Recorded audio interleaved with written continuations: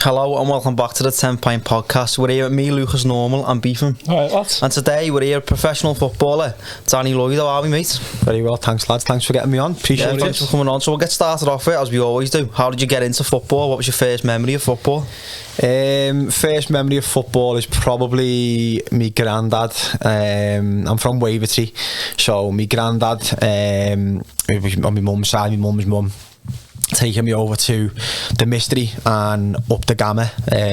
Anyone who's from Wavertree will know where the Gamma is. So I lived originally on Stevenson Street and my granddad lived around the corner on Long Lane. So the Gamma is literally just like a little pitch up the top of Long Lane opposite the cricket club. So used to go there with, like, you know, our own little net and goals and pones and cones and all bits and bobs. And yeah, probably him taking me over there from like a really early age, Saturday, Sunday mornings, and then, you know, developing on into playing for played for Ash Celtic, who were like quite a good team in Wavertree area, who played in like the Botanic League, played for Tarber in Toxteth with a few of the lads from that way. And then I think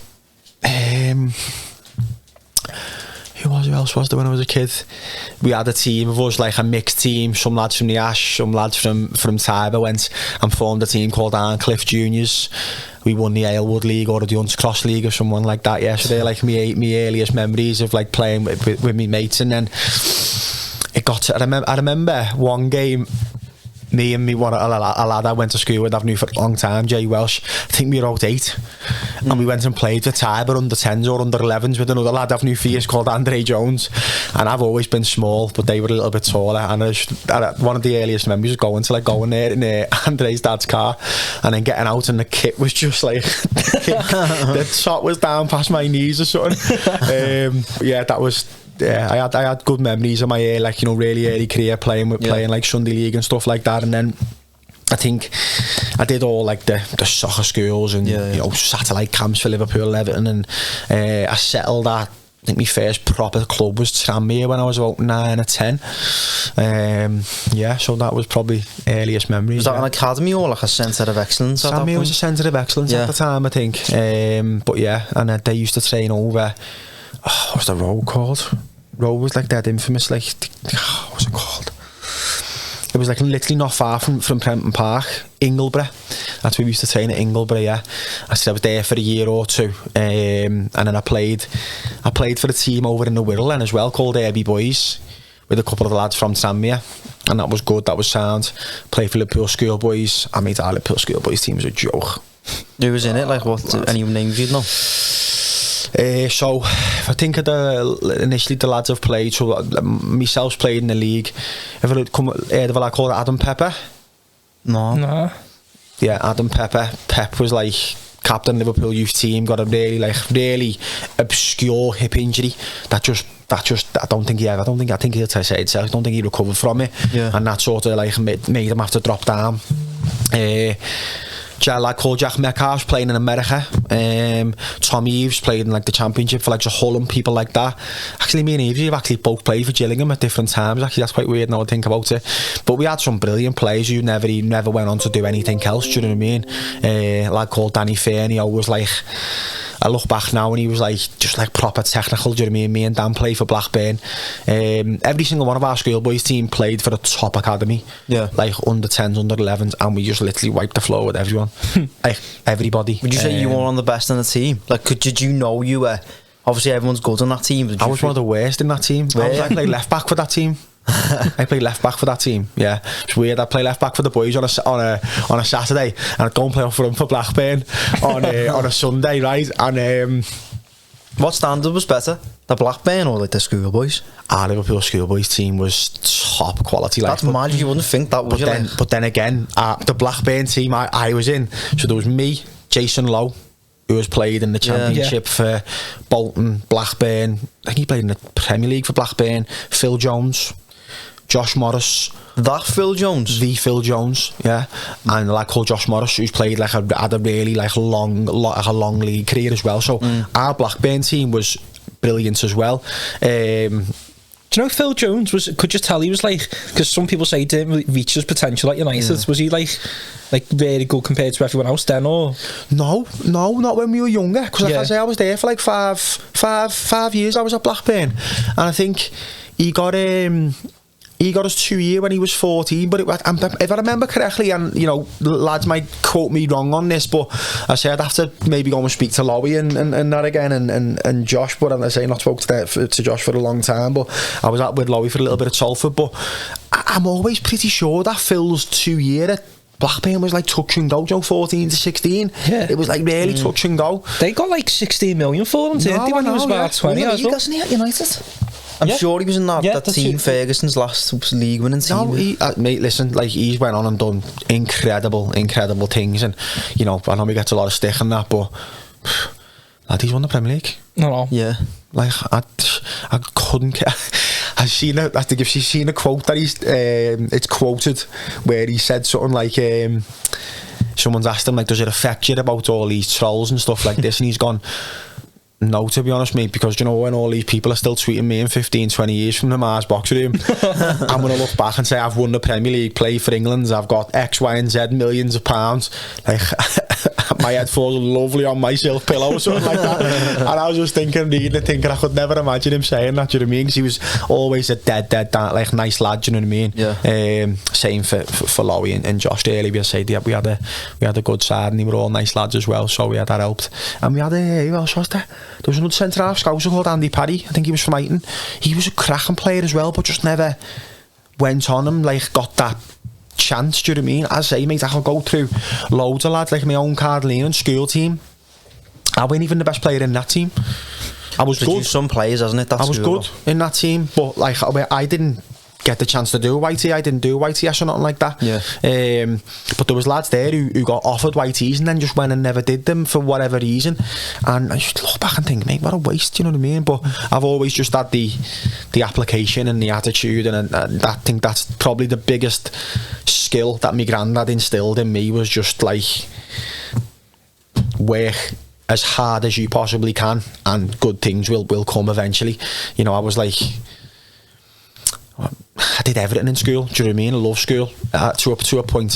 Football, cricket, athletics, the lot, you know, cross country, 800, 1500 metres, you know, and that's where I think my really good fitness levels have stood me in good stead through football. I've always been, you know, top 1 or 2 fittest in the team, if not the fittest every season, every club I've been at. So, do you think it's better being fit and less maybe technically good, or do you reckon it's better being world class technically and less fit? Like, what's more important? That's now? like proper double-edged sword. That, you know, like you've got, so like the best example of that I could probably give you is like, remember the Delta Rat? Yeah. Like one of the most gifted footballers to ever play in a Premier League. Period. Yeah. Attitude of like a non-league player. Do you know some of the stories about him, like Warnock, that's what I'm saying. This, like, but Warnock clearly knew how to you know, channel and get the best out of him. He knew he was a match winner. He's been on quoted many a time that, you know, if Adele didn't want to come in and train on a Monday or Tuesday, Adele didn't train on a Monday and Tuesday. But he knew if they had a game on a Friday night on Sky Sports, Adele would go and win them the game. How would you react to that as a player, though? If you see one of the other lads, like, it pissed me right off. Because, like I say, you know, my first thing is always work as hard as you possibly can, run as hard as you can, you know, with obviously intelligence. Don't just run around like a headless chicken. There's always got to be a point to it, you know, getting back in shape and doing whatever. But yeah, that would, you know, I've never really been one for, you know, lads tossing it off, because I just haven't got that switch in me, do you know what I mean? Lads call it the toss it off switch. I just you talk about it, I can't bother to stay on, I'm fucking gonna toss this session or something like that. Get on the pitch, I'm just a big kid, I'll just run round and just have boss time playing footy, do you know what I mean?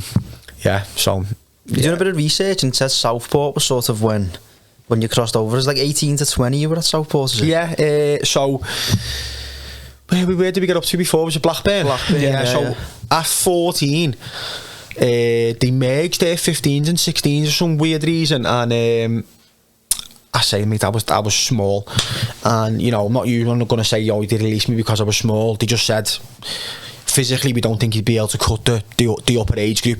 he's just about cutting it at this age group physically, which, you know, I can't remember whether I was or wasn't, but I always remember thinking and never not standing out in a game. Do you know what I mean? Never like thinking, oh, I'm miles off of here. But you know, the decisions get made for you at that age, and it was horrible because you've been there 5 years. Do you know what I mean?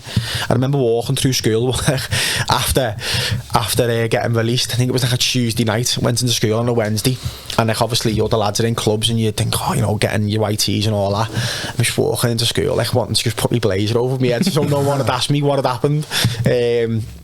I'm sure loads of lads would have that story or whatever, but I ended up at Stockport. What level was like Blackburn? But Blackburn Premier League? Blackburn were Premier League then, and Stockport was... Stockport were League One champ. Yeah. And this is like proper weird, and I only found this out years later when I re-signed for Stockport. So I was like top goal scorer that year, under 16s for the youth, for like the 16s team. Are you playing up front then? Or? Yeah, I'm playing up front at this point, and I was playing really well, and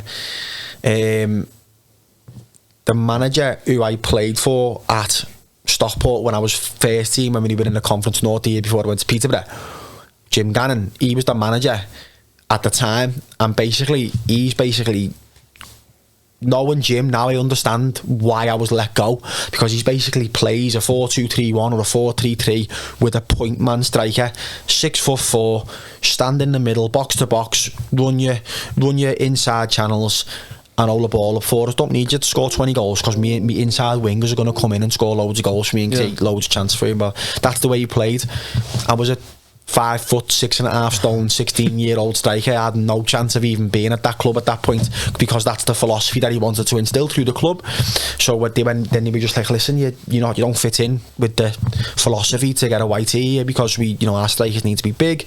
And at the time, I can't remember being dead angry because I can't really remember, but you look back and think, why didn't he then say, right, okay, we acknowledge this is a good player, let's move him somewhere else, let's put him as the 10 or put him out wide or whatever. But that just option never got happened, and then end up going back in there 6 years later, left wing, and being the main player that season, and then going to Peterborough. So it's funny how things come and swing and roundabouts. Do you know what I mean? Do you know what, Stockport, how are you, like, how many times a week you're training there? How are you getting there at 16? Like, they give you like a minibus or something? No, my granddad. Was he taking you? Was he? Took me up and down the country for my whole life. Life, literally, up until like the point when I could drive. Yeah. What would the club do there though if you didn't have like a committed granddad that was willing to do that? Sometimes they'd, ask other parents locally, or, I know lads, like sometimes, like if there was a couple of lads in one school, he'd send a minibus and stuff like that. Yeah. But there was me and a lad called Tommy Halligan who played for Blackburn. And we were both lucky enough, we had committed parents, but you've seen lads who were from other areas, Blackburn, Preston, places like that, and they had little minibuses and that for them that would bring them and stuff like that. Which was good, fair play. But I always think that it comes with a price, that, because they're getting dragged out of school. And this is where this whole, like, I call it a god complex with young lads. They think they're at this big boss club, and you think you're a footballer. You do. You think that's what you are. You are so far off it. But you think you get made to feel like you're there. You're in the same building, like with all, like, you see the first team players all the time when you go into training and all that. Like, it must be so hard, like, for the lads who, when you get the YTs and stuff. And these youth team lads are, in the Access Centre at Liverpool now, or in Finch Farm, and mixing with the first team and doing this and going up for train maybe a couple of days a week. And it must give them a god complex, mate, but they're so far off it. Do you think it's better splitting them up? Because I think Chelsea do that, don't they? Where they have the academy separate to the actual, like, training centre. See, I think the academy should be separate, like up to 16, yeah. But once you get in that youth team, I think you need to be on the next pitch. You need to be watching and looking, and like almost like the desperation needs to be setting in for you to get up to that next pitch. That's the way I would have it anyway, if I ever get the chance to manage or whatever, or coach, when I'm finished playing. Yeah.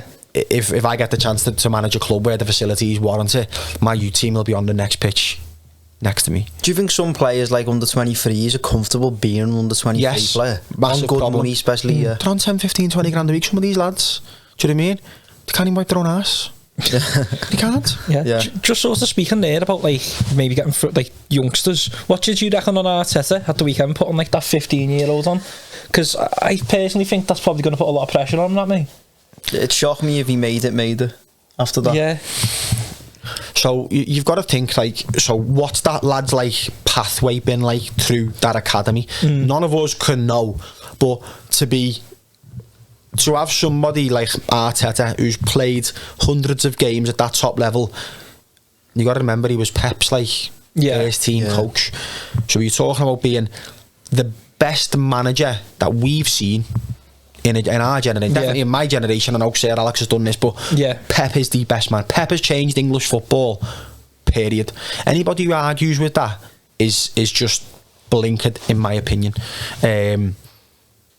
To be his first team coach, I know they're both Spanish and like, you know, there's that connection, but he will have learned a lot from him on how to judge players and how to, you know, bring people through and whatnot. I don't think they would have done that if they didn't think this kid's going to be a superstar. Yeah. I just don't think they would. 15's so young, isn't it? That's crazy. Like, Rooney was 16, man. Rooney was 16, yeah. But I think he was like, everyone sort of knew it, Rooney, by the sounds Rooney was like 16, but he was in the body of like a 25-year-old man. Do you know what I mean? Like, that's what all the things about the early years of Rooney, everyone says, like, he was a man in a 16-year-old body. Do you know what I mean? His legs were massive. He was stocky. He was chunky. Whereas this kid, I think he was like, do you know what I mean? He wasn't like a Rooney type build, but you know, he did all right, didn't he? You would never say he looked like massively out of place. Do you know what I mean? But you know, fair play to him. Like, you know, you've got to be doing something right, and you know, he's not just turned up on the day. He will have been training with them. He's probably been pulled out of school in Arsenal doing his education. Yeah. Do you know what I mean? He's probably in there every day, and he'll probably be training with them every day, and then going to school, or the school are coming to them if he's that good. Do you know what I mean? There'll be a massive investment in that boy. On the topic of young lads, like, obviously playing in the Football League, do you have a lot of like sort of Premier League loanees coming in? Yeah. But how do you find them? Do they have that God complex because maybe they're dropping down a level? What do you think they are anyway? Some do, yeah. Some do. I've not had loads. But we've had like lads who come down from like, say, champ clubs and stuff like that, and some of them just can't hack it. Like it was more evident when I was playing in non-league, and you got lads from League 1 and League 2, you know, who then thought that, you know, they had a bit of a chance and they were a bit of a player, and he come in and just some fella who, you know, will go out on a Saturday night and have 10 pints and a biff there, just lifts him up in the air, and then he doesn't want to know. Do you know what I mean?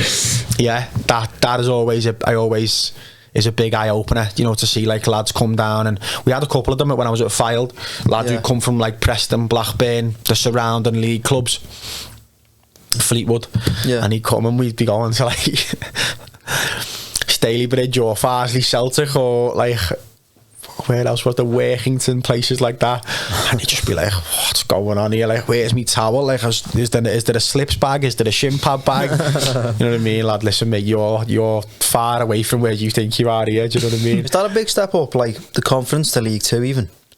Yeah. There's, like, don't get me wrong, like, people will say, oh, you know, the difference between the conference and the league isn't that different. No, it might not be different for 2 or 3 teams in the conference, week in, week out. It's like your Wrexhams, who else is good? Like your Notts Counties, Stockport in League 2 now, aren't we? So your Wrexhams, your Notts Counties, your, you know, maybe solid, you know, teams like Solihull Moors, and people look at Sutton. A brilliant example, Sutton last year. Do you know what I mean? What they did in League 2 was phenomenal for a team like Sutton, but people will look at the conference and, oh yeah, there might not be you know, in the average game, you might not be able to tell the difference, but week in, week out, there's a quality difference every single week. And I think as you go up the leagues, you get punished more often when you make a mistake. And everybody just gets better. So like, there might be in a conference, in the average team, there'll be 1 or 2 players that could do something, you know, top going, win you the game, whatever. Each league you go up, those players get better and they become more frequent within a team. Do you know what I mean? So there is a difference fundamentally, I think, for me. You can't, it's like, is there like a lifestyle difference? Would you say, as you just said, like you have 10 pints and a biff there, would the League 2 player be a lot more professional? yes and no.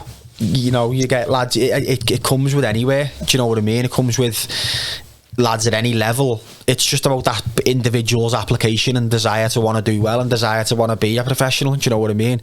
And as you said before, you know, I just don't take well to lads who like want to toss it off or don't want to work hard, because, you know, I've done the 9 to 5 typical job, do you know what I mean? And yeah, some days you get up in the morning and it's like pissing down, it's freezing, you don't want to put your boots on, but you just whack your gloves on, you get laid up, get all your bits on, and you get out and get your work done. And yeah, do you know what, you'll be freezing for 5-10 minutes, but once you get going, everything comes off, do you know what I mean? Unless you play for Steve Evans a few times and you're not allowed to wear anything, so yeah, what a guy. Yeah, so going back to your career, you were just left Stockport, so what happened after that? I finished school at 16, and at the end of that summer, my granddad, again, just dead weirdly found there was a tournament for, do you know, TNS in Wales? Yeah. So TNS were doing a youth scheme, like a YT scheme type thing, and someone had come down to the school, I think, to, like, you know, we'd had a few good players. I think 4 of us ended up going down to this programme. Actually no, 3 of us, me, Welshie and Paul Long, ended up going to TNS to do this like scholar type thing for 2 years. So I went there then after school, and it was it was a good laugh. It was good, you know. We were playing in the National Colleges League or something like that, and you had like first team and second team and stuff like that, and then obviously the first team were in the Welsh Premier League, and we'd still all like, we trained at like the college in the day, and then sometimes you'd get asked to go and train at the venue at Park Hall with the first team and stuff like that, so that was good. Were they full-time pro, TNS? Yeah, TNS were full-time, yeah, TNS were the first full-time team in the Welsh League, and I think obviously there's more teams now who are full-time, but I think there's still a lot now who are like hybrid, where it's like Monday morning, Tuesday, Thursday, and you're seeing a lot of teams now in the English system, you know, even as far as down as the like I'm going to call it the Evo stick, but I know it's not called that no more, the Northern Premier League, where it's got like Warrington Rylands, Warrington Town, your Radcliffes, people like that. They're all now pushing towards hybrid schedules, where it's like Monday morning, Tuesday, Thursday. Would you say is that like, what's a professional club then? Is that 4 or 5 days? Or? Yeah, so professional schedule on a 1 game week. So you're in on a Monday, you train Monday morning, because you will have had a game Saturday, so the lads who played on a Saturday will be on a bit more of recovery. The lads who didn't play might have what's called the bounce game, where, you know, you'll play against the youth team or whatever. Salford manager Graham Alexander, every Monday morning, if you didn't play on a Saturday, you'd do 60-minute bounce game against the youth team, 30 minutes. But it was brilliant, because when you got your chance, when you had not been in the team, you felt ready. There's, you know, times where you're training at clubs you haven't played for a few weeks, and you think, you get through and you're like, oh shit, you know what I mean, I feel a little bit rusty, and training's training, but you can't replicate that in the game, can't replicate match conditions in training sessions, you just can't. So Tuesday you'd have like morning session and then afternoon session. I'm just going to stop here, so you have to edit this, because that's in my head, sorry. Yeah, it's on. Yeah, put on do not disturb, sorry lads, that's dead rude, that. Don't worry about it. It'll be the baby climbing out of his cot, that. He just started climbing out of his cot, you know, it's a fucking pain, honestly. So yeah, so Tuesday's double session, you will do a session in the morning, and that would be your like really tough, small-sided games, maybe an 11v11, runs, you know, you're under Graham Alexander, definitely runs, and then you'd have lunch, and then you go and do your gym, which will be like a heavy strength based session in the gym, and it'll all be, you know, if you had a good S&C team, you know, which I've luckily, you know, most clubs did have, you'd have like an individualised program for you, position specific. Wednesday day off, do what you want. Thursday again, double session, train in the morning, not as difficult, and then a power based session in the afternoon. So that's like a force absorption, force production session, where like you jumping, landing, you know, split squat jumps and loads of plyometric type stuff. And then Friday is dead light. You'd either train, travel, or travel, stop, train on the way, get cracking depending on where you were, and then yeah, you'd either obviously arrive at your hotel, chill out, or you're, you know, doing your own thing at home, and then yeah, Saturday game day. Yeah. What's your pre-match meal? So if I'm at home, or even to be fair, even when I was living away, every Friday it's like spaghetti bolognese, like just no ifs, ands or buts, like spaghetti bolognese. Even like if we go away with the team, if there's spaghetti bolognese there, I'm having that, you know what I mean? Yeah. And if there isn't, then, you know, maybe like some form of like chicken with pasta and like the tomato, you know, Neapolitan sauce, whatever you call it, the marinara sauce, yeah. Has there ever been like any players who've like just done like a Big Mac or something? Not where I've played, but there's some lads do have like massive portions, but a lad I know, and I've never played with him, but I've heard stories, like called James Norwood, like even like when he was at Ipswich last year, and you know when he was at Tranmere, like they'd stop at the services and that, and he'd just get a Burger King and bring it to but I think like he's like Norse is like hysterical character, and I just can't ever imagine getting on a coach with a Burger King, but like he apparently used to do it, like, you know, when he'd travel away on a Friday to a game, he'd get a Burger King and like on a Red Bull or a big Lucozade and get him and bring him back on a coach and that. Everyone just be like, you know what, mate, you're banging goals in left, right and centre, you do what you want. But yeah, like when we were at Tranmere, we had like a little group of us that would get like a Nando's. Yeah. So like we wouldn't have like the lunch on a Friday, and we used to meet the bus at the Spire junction just off the 56, and we go to Cheshire and just grab a little Nando's with the coach on the way down there on a Friday. You know, if you've got like a long journey, just breaks the journey up. So like that was sound. But then there's been other clubs like Peterborough and Salford and that, where like there was none of that. You know what I mean? Like you wouldn't really ever get on a coach with the Nando's if I was playing for Graham Alexander again. Do you know what I mean? I don't think he'd be too happy. So is he the one who was at Burnley? Yeah, Graham Alexander, yeah, Burnley. Did he used to have a run up to his penalties, like a straight run up? I'm not too sure. I knew he was one of the best penalty takers. I don't think he's missed ever. Does he play for Crewe as well? No, I think Graham played for Burnley in the Prem, played for Preston for a long time. He's in that Burnley team with Robbie Blake, and Jensen in goal. I think he was in that, yeah. When he first ever come up Burnley, yeah. Yeah, no, he did. I think he played in the Premier League for Burnley, like 38 or something mad like that. Yeah, he was the captain as well. Yeah. What was he like as a manager then? Yeah, tough. Yeah, his pre-seasons were ruthless, mate. Honest to God, like I love it running. That, don't get me wrong. Like I'm a good runner, solid, strong runner from like obviously me athletics days when I was a kid, ran for Liverpool Harriers and stuff like that. But Jesus Christ, mate, he took the biscuit, Graham. Like it was tough. And I had him for a couple of years at Salford. Started really well and then just. Yeah, sort of fizzled out. But I remember one summer, I think it must have been the season before COVID happened, we went to Austria to a place called Obertron in Austria. Crackers, mate, honestly. Just think like, if I remember back, it was a 4-mile run, fasted, 6 o'clock in the morning. And it's like a little horseshoe. Right, so like and it was the width of a bridge, this horseshoe, yeah. So like they'd set you off here and then just walk over the bridge and you do 2 mile that way. And I remember the first morning he caught loads of lads out, because a couple of lads had played with him before, and a couple of lads are like, listen, like it's just a little bobble, let's just, you know, get your leg going in the morning. Took us about 15-16 minutes for the 2.1 mile on the way there. Yeah, this is sound, this dead, like nice and easy. And we're having a stretch in that, and then just randomly out of the blue he's just gone, go on. She's over to the side. You're like, what? Like, go ahead, off you go. Get back as quick as you want, like that. It's like 6 o'clock on a Monday morning, this, do you know what I mean? We're like, what's going on here? And I remember me and like one of the other lads, Jake Beasley's at Blackpool now. We were just sort of like, you know, not chilling, but like comfortable in the middle of the pack. Like the sports scientist, the S&C guy Robbie, and a couple of the other lads had gone off a little bit quick here. And we're thinking, I'm looking round and I'm like running me and Bees, and we're next to like, you know, the centre halves and that, and like a couple of the older lads, like one of the lads who played up front in Pondy, like 34. Like I'm looking at Bees going, hey lads, if we come in finishing with these here, he's gonna flip. So we start to like get on toes, and I think like the first morning we ended up doing like the 2.5 mile in like 13 minutes or something like that, and then 2.1 mile, and then the next morning, which was the Tuesday, I think we did it in 12.5 minutes.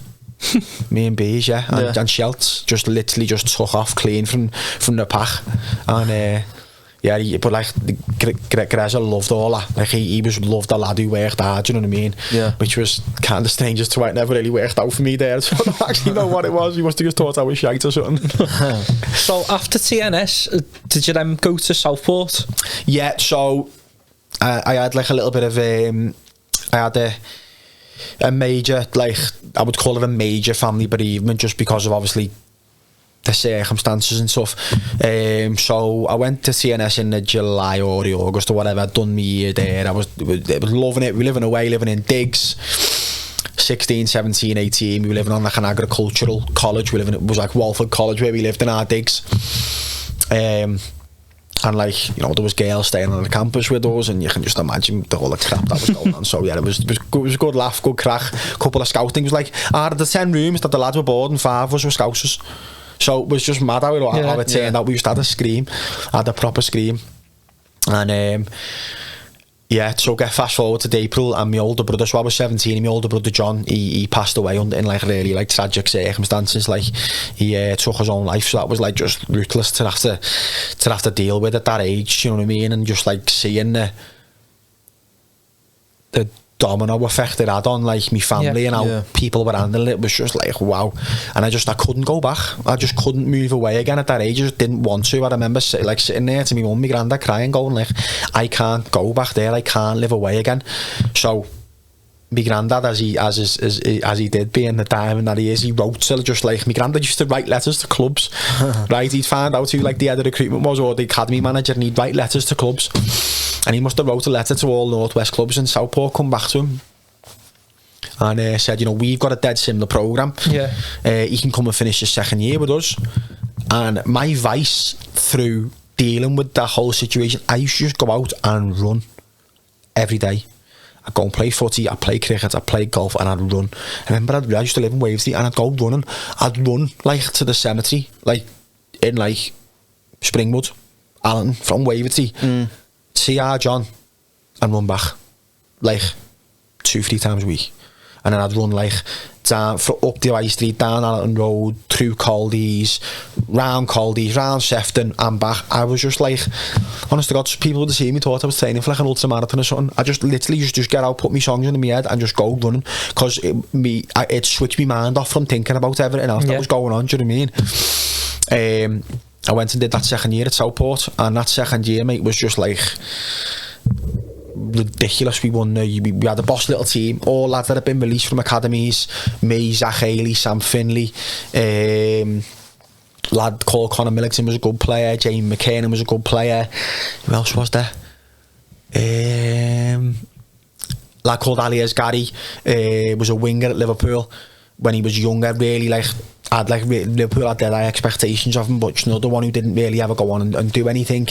And we had a boss little team. We won the youth league. We all played in the Resis, run the Resi league, and you know I scored something stupid like 45, 46 goals or something like that. And you know in both teams, I got broke through into the first team, got on the bench a few times, and then that next season the lads got promoted from the Conference North to the Conference, and I signed like a wasn't a pro, but like I got a professional contract, and I was the only one out of that team, that second year team, to get a deal. And it wasn't anything mad, like it was only 60 quid a week. So, but it was weird that went from being full time every day with the second years to then being part time with the first team. It was just mad. But then that was how I then got into that part time world.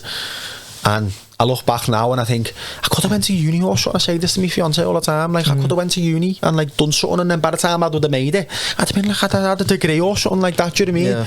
But I dedicated my whole time while I was off to being fit. I'd done a PT qualification, I'd done X, Y and Z course. I was just like constantly doing fitness stuff and keeping myself really fit, and ultimately people would say, oh, it paid off, you got your chance. But I look back and I think I could have done something else to have like maybe a trade or, you know, a degree to fall back on. But you know, I didn't, and I dedicated myself to going full time, and you know ultimately I did. But yeah, that first season at Stockport was mad, because it was like you're going from like a lad's dressing room to being thrust into lads like men who, you know, like just actually bumped into one of the lads in the Southport markets by ours, the little food markets. Like, one of the lads I used to play with the other weekend, we both just stood there laughing, going how mad that dressing room was. Some of the characters we had in there were just nuts, but they're just like, you think those part-time levels in those teams are just normal fellas, do you know what I mean? Like working class men. Like some of them do obviously got their own businesses, do dead well, but the majority of lads who play non-league footy and that, they're just everyday fellas coming and have like they're good players, do you know what I mean? Yeah. But yeah, it was good. I went on loan to like literally fucking everyone. Skem, Charlie, Marine. Yeah, I did the rounds for a couple of years. Was there any particular loan which you enjoyed? Skem. Yeah. Skem was a good one. Yeah, I played quite a bit for Skem, did really well. Met one of my good mates there, a lad called Ryan, who I'm still like good mates with now. Yeah. So yeah, that was a good. But then yeah, that Skem team was funny as well, because again, like, just could go on for hours about some of the characters that you meet over and over. But like, yeah, Keogh and, you know, Kai Armstrong and places like that, people like that, and lads I still, you know, keep semi in touch with now, like after all these years. I'll still like message her, you know, like since I've been injured, and how are you getting on, like, yeah, it's good. Like, but that non-league, mate, there's some funny stories, some funny characters that you could get back at on this podcast, mate, definitely. Is there any like mad things you've seen like in non-league when you've been playing, or mad shouts from the crowd waving like what? Oh, there was one when I was in Wales, right? So this Welsh league, right? There was like so you played for the college team midweek, and then there was like the TNS reserve team, and he played in like some obscure part of the Welsh pyramid, right? And I remember we went to play this team, and it was in like the depths of like mid Wales, getting onto South Wales, and there was an Alechi fence around the pitch, and the pitch was like on the flat of a mountain hill, and there was just like sheep and cows, and then like we're playing the game, and then the farmers have come down off the hill, and they just stood by the corner flags and big wellies and pitchforks, right? And I think I was almost at 10 or 11 or something, and then going over to take the corner, and I can't remember, it was like, I don't want to say the wrong name, but it was like something town. We were in like a tiny little village, and one of them called me a fucking poison dwarf as I'm trying to take a corner. You're like in a Welsh accent though, do you know what I mean? Yeah. Just turn round, like who's got, like I'm not thinking like we're surrounded by sheep, and I'm turning round, seeing this big farm with a flat cap on and a fucking big pitchfork and big muddy wellies. I was like, shit. Have you seen the clip in Happy Gilmore where he's teeing off, and then the fella with the nail sticking out of his head, he turns round and goes, you know, Mr. Gilmore was 40 yards closer, and then he turns round as if to say something, comment, just seeing this big man mount, and then he just bends his club. That's what it was like. I was about to turn around and say something dead like condescending or stupid, and there's this big fan with a pitchfork. I thought, nah, I'll probably pass on that one, to be fair. Don't blame you. Yeah. But just like loads, mate, you see loads of other stuff like going on non-league, mate, honestly, like some of the games that the lads play on the coach and that on the way home, and like lads, honest to God, like lads putting fags in their end of the bell end and shit like that. Yeah, the couple of wrong-uns, mate, honest to God. Some of the stories I couldn't even put them on a podcast, because they are a bit crazy. But yeah, that was one of the maddest things I've ever seen. Like, yeah, I'm not going to tell the team or the lad, but he knows who he is. So if you see this, scarred me for life. I was 18. Scarred me. Oh my God. Do you remember your first like sort of football league game then? Yeah. So go through all like the non-league, like Southport, various loans. I ends up doing like a proper like a bouncers round. So like I went to Colwyn Bay. I did half a season there. Went to Lincoln. Half a season in the conference, back to Colwyn Bay in the Conference North, to Tamworth in the conference. Was just constantly bouncing around between those levels to try and find my way. And I remember having a conversation with my granddad, going like, you need a bit of consistency here, son, like you're bobbing around type of thing. And then the fella who signed me for Colwyn Bay the first time, Chal, he left to take the Fylde job. Chal is now Stockport's manager, Dave Chalner. He signed me at Fylde. And at this point, me off the pitch life had changed. I'd started working, I'd started doing, you know, salesy type jobs and like sort of, you know, account management type stuff. But you know, I'll come back to that in a minute. But yeah, so leading up to that, I'd done a couple of seasons of Fylde. Ultimately, I had a little bit of a bust up with Chal over lack of game time and stuff like that. But again, we can come back to that. And then they're saying to you before it started, this is the point where like, I remember saying to my fiance, obviously she wasn't my fiance at the time, I remember saying to my fiance Ellie, I don't need this no more. I had a boss job, I got dead looked after, I had a cracking salary, I was earning good money in commission, I had a car, a phone, a laptop, a fuel card, good pension. You stay with people work for this company 30-40 years, do you know what I mean? And I was on a good trajectory. I'd made good impressions with the right people in that company, and I was flying. And I remember saying, I think I'm just going to jib it, I'd left Fylde at the end of the season. We had all kinds of holidays booked, and she was like, just go away and see how you feel when you come back, because don't put it on your Instagram or social media that you're retiring or whatever, because you'll regret it and you'll look like a plonky if you then decide to play next season. So good job that I have had her over the years, because she has stopped me from making some terrible decisions. So yeah, fair play. And then I literally remember about 3 or 4 days before we were due to go to, I'm going to say Dubai, I think it was that year, Jim Gannon rang me, and we were talking early before about the irony of me ended up playing for Jim Gannon left wing when I was playing for Jim Gannon's Stockport Academy at 15, 16 and didn't get the chance to, ever play in front of him, whatever. He gives me a call and says, Danny, we'd love to get you up for a chat, come meet me at the ground.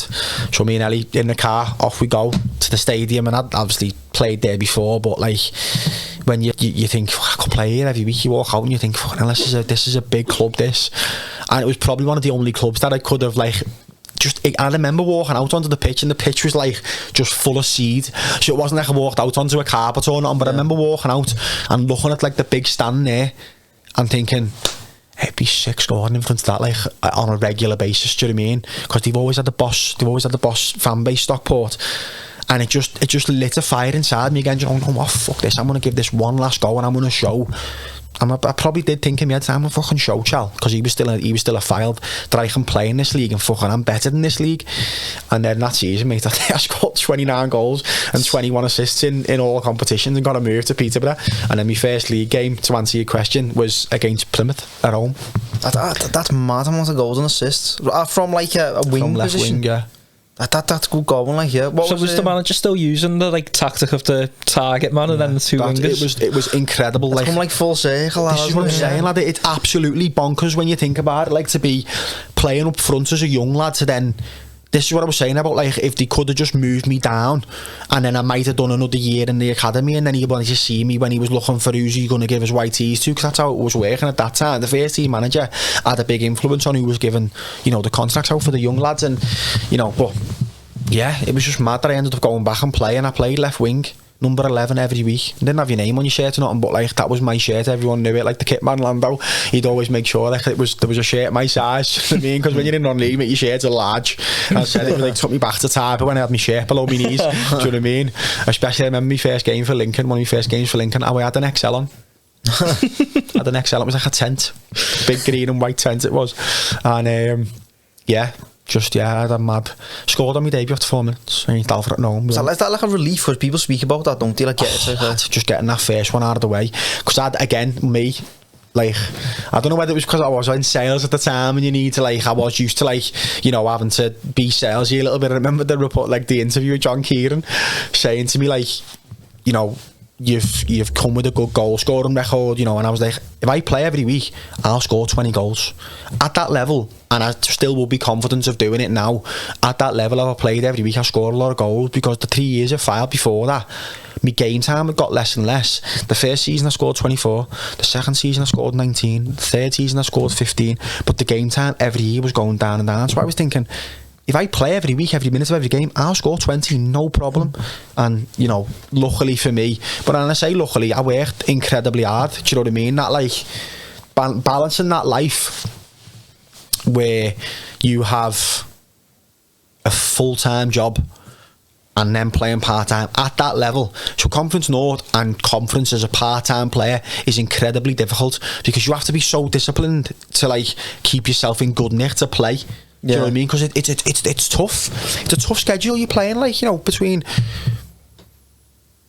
45 and 55 games a year, with all the little Cheshire Cups and stuff like that, and the FA Trophy and the FA Cups if you have a good cup run, which I think we did that year.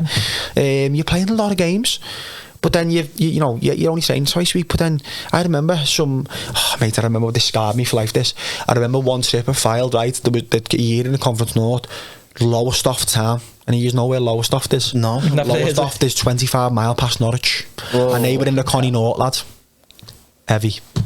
But they why were they in the north? Lad, I'm not even going to get into it, but lad, go look at the Connie North this year. Yeah. Peterborough Sports are in the Conference North. Peterborough is East Anglia, southeast of the country, and they're in the Conference North. It's crazy, but because there's the Conference South's a good standard, and there's a lot of teams in that area, non-league teams. So when the league lines get through, they're just the furthest north. Do you know what I mean? Yeah. And it is mad the way it works. But yeah, Tuesday night, away to Lowestoft on a coach. We went all the way there and all the way back. I think I left our house at 7 o'clock and got back at 5:30 in the morning. 22 hours and a game, and we got beat 3-0. One of the lads got sent off in the first. One of the lads got sent off in the first half. It gives me nightmares. Bet you his coach journey home was horrible though. Glad he got sent off. I can't remember what happened, but I imagine it would have been. When someone gets sent off, sort of, is there a process where you think already, instilled in you, this is how this game's going to go now? Is it already if we're going to lose? Depends who you're playing against and what your team's like. Do you know what I mean? I think we're already getting beat 1-0, so it was a compounding effect. But I say, lad, we've been on the coach for 10 hours or something. Do you know what I mean? It was never going to be a good game now. But there's been I've been sent off once, and that was when I was at Salford, and we were away to Dagenham, and literally right, I remember from the kick-off, we took the kick-off off and no one pressed us. Yeah, it was just we just advanced with the ball. They just wanted to sit back in that game, and we were battering them. And I got sent off for 2 yellows in about 10 minutes. Did you deserve it, or was it a bit of a harsh one? It was a bit of a harsh one, to be fair. The first one fully deserved, and the majority of my teammates will argue against me on this second one. But I got booked for diving the second one. But he clipped me in the box, and a couple of the lads weren't too happy when he come in at half time. One of the older lads, why is he coming and giving me an absolute bollock? And I had to apologise on the way home to the lads and that on the coach. Got them a bottle of red wine and that. It was alright. Do you ever just dive? Do you know when the classic? I always remind me of Sterling, this where the keeper's coming out and you know you're not going to get to the ball, but you just put yourself in front and just take it. No, I'll always go for the ball. Yeah, I will always try and nick the ball. There's times when you expect the defenders are clever, but you're trying to be clever as well, and you outfox you, where you'll nick the ball and try and go for the body, and they stop and go out the way like that, and then you just fall over and look like a plonker. Yeah. Do you know what I mean? That does happen. But yeah, no, I think it's a game of cat and mouse when you're in the box. Do you know, especially going 1-on-1 with the keeper. If you can nick the ball and you can nick it past his gloves, you have every right to go down and try and initiate contact. In my opinion, it's part of the game. Do you know what I mean? There's less and less contact in the game now, and I think it's right, because the game, especially the top levels now, it's such a pace. Do you know what I mean? It's evolved so much, and the output that you have to put out to play at that level is incredible. So that's why you see every year you see injuries get bigger and bigger and bigger, and there's more frequent injuries, because the pace of the game is evolving every single year. It's getting faster. You've got to be stronger, fitter, faster. It is. So yeah, it's I think a lot more gamesmanship you will start seeing that, and obviously not time wasting, but game management towards the end of the games is another big one that we're starting to see now. Do you know what I mean? So do you know what, Stockport, when you have that season with 29 goals, where did they finish? Finished 2 points outside the playoffs. Oh, devastated. Yeah. It's heavy, that. What's that like for you then, when you've had that season yourself? Is it do you know what, it was dead weird. Do you know, because I'd thought about tossing it in the summer. I just thought, you know what, I'm not even going to be bothered. I didn't even have an agent or nothing at the time. I was just going and playing for the love of it. And I suppose if you strip it all back, I suppose it was probably the least dedicated I've ever been. And that's dead hard for me to say, being the person that I am, but I'd been so dedicated for a number of years, and felt like I didn't get what I deserved. And then at the time when I was least dedicated, in terms of doing your little bit of extras on a Wednesday or a Friday, where I was going to work, I'd go training on a Tuesday, I'd work dead hard in training on a Tuesday, I'd work dead hard in training on a Thursday, and I'd run my plums off on a game on a Saturday or a Tuesday night. Like, no one who's ever trained or played with me will ever be able to say anything other than me than he gives it 100%. Fact. Nobody, right? But in terms of, like, you know, through the week and going to the gym and, you know, making sure, and then I was just like, whatever, like, I'm playing footy, you know, earning a couple of £100, I've got a boss job, like, I'm more focused on my job at this point. But I think that was like the start of the season, and then I saw it was my debut, and just, I had 10 goals by like the middle of September. Yeah. What's it like being that confident? Is it sort of like the goals just fall to Lad, you? it's crazy. Like, everything was just dropping or going in, and it was just like bam, bam, bam, free kick.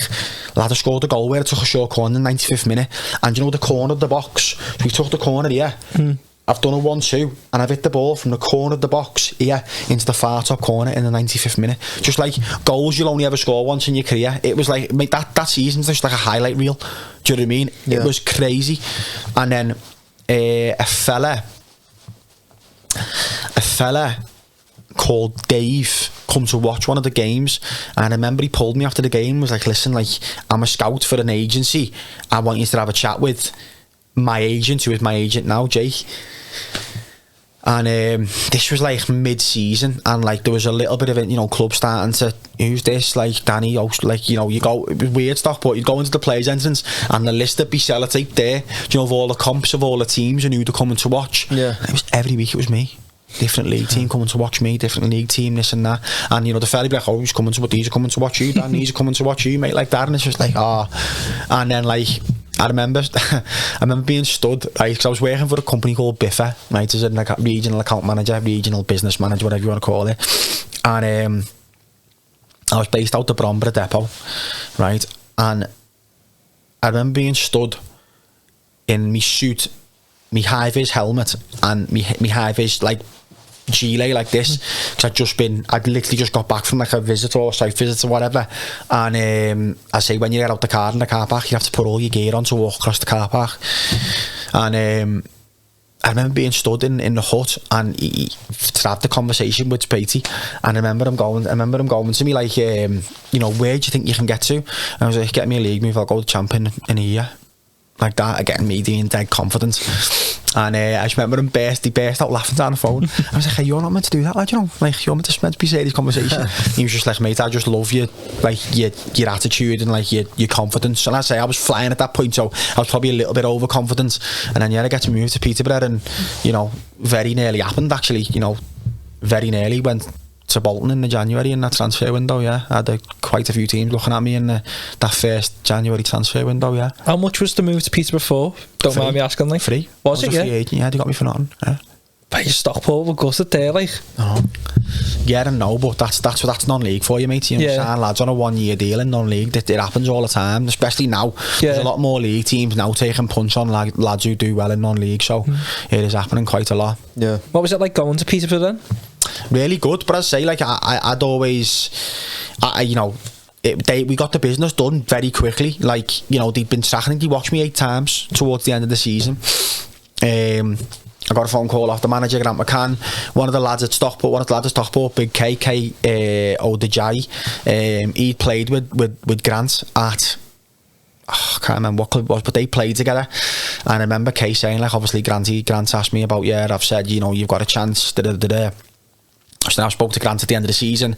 He's like, come down, went down, was like, this is like, same feeling I got, like, looking out at Stockport, walking out at like London Road, like, just like, wow, four-side stadium, like, all stands, like, League One, just missed out on the playoffs, like, really, it's a big League One club, Peter, but you know what I mean?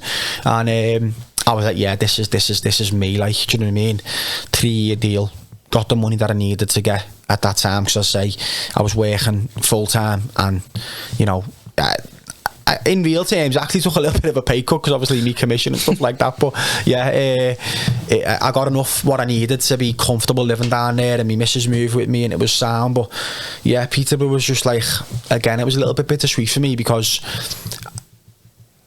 they had a lad there called Marcus Maddison, and you know, when I finish up, I look back at lads that I play with who was gifted and talented, and Mads was undoubtedly one of the most talented players I've shared the dressing room with. Like, really is, like, ability wise unbelievable, but he just had a few things to deal with himself off the pitch that I think has slowed him down, and he's trying to rebuild his career now at Darlington.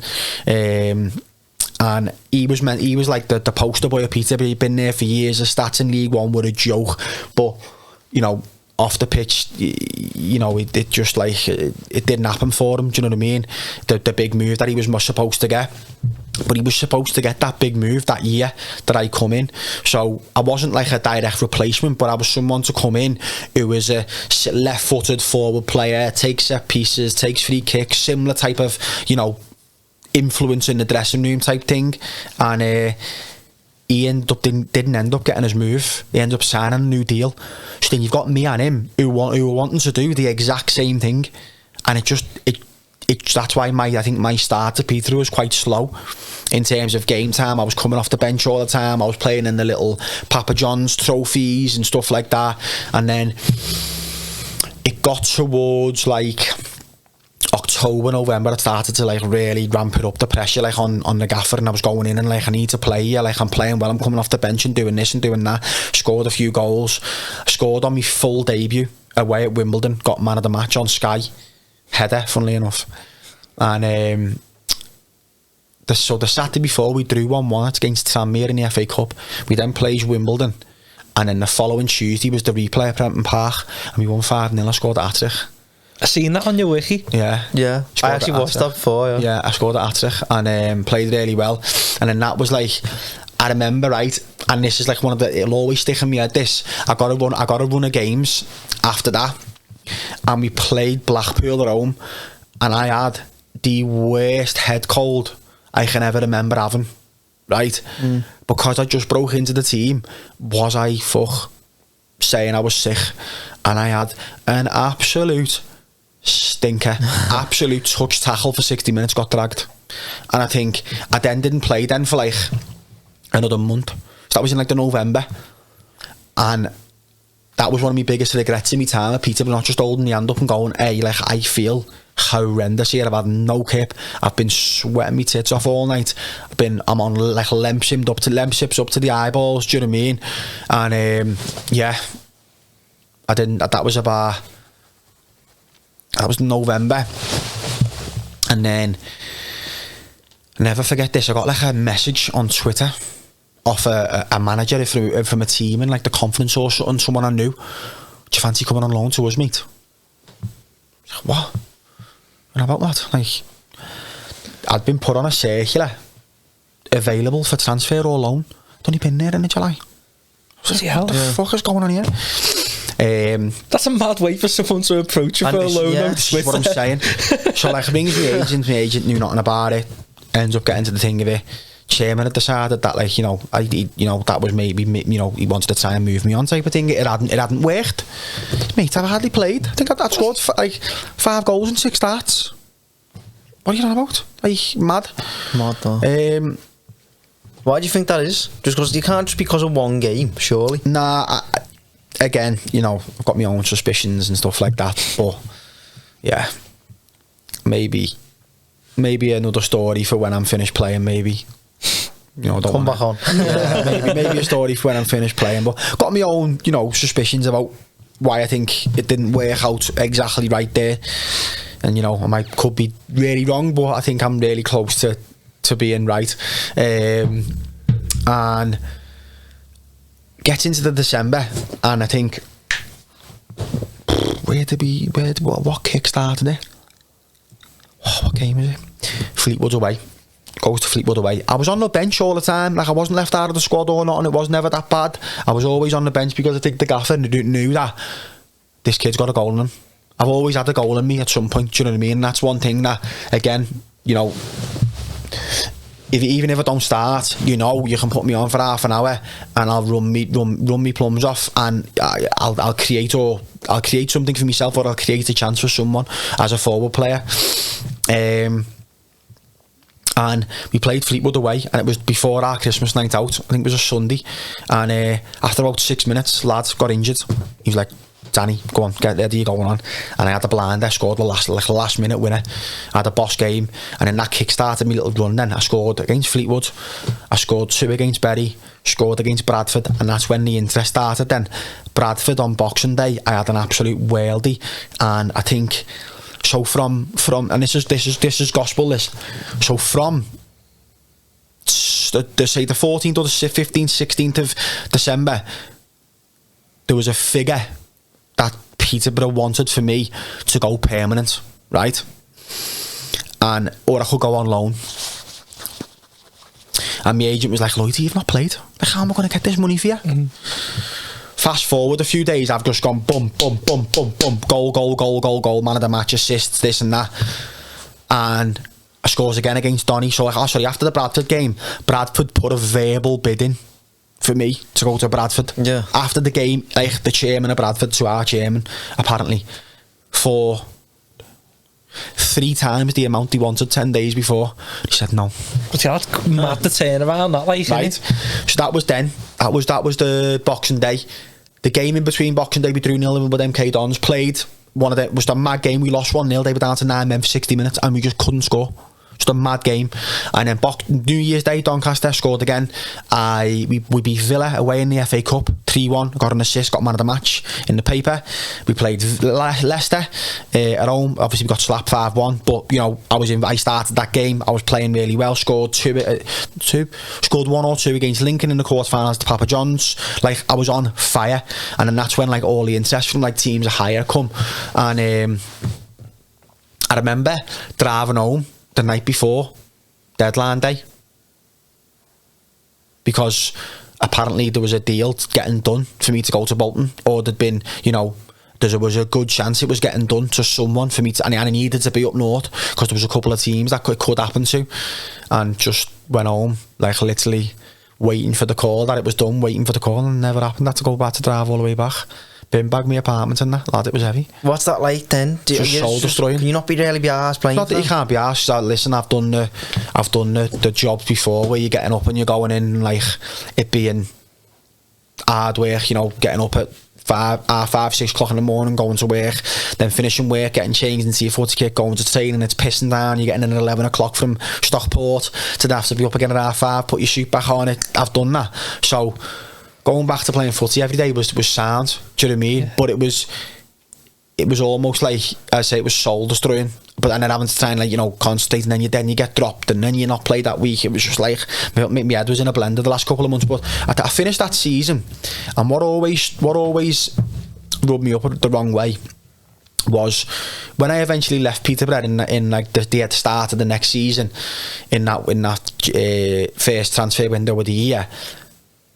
The chairman had said, like, he didn't think I was good enough for a, you know, top end League One squad. And I was like, right, okay, that's your opinion, no problem. But I was second for goals and second for assists in that season. So if I weren't good enough, what about everyone else? Yeah, the stats don't lie there, like, do you know what I mean? I made my goal, like, so I think I scored 14 goals and 9 assists in all comps, started 25 games that year, right? I scored 8 goals in the league in 17 starts. Not bad going, that, like. I think I had like 4 or 5 assists as well in the league, in League One. They paid them, didn't pay a penny for me. And I didn't have like the majority of the fan base loved me down there. I had a boss relationship with the fans.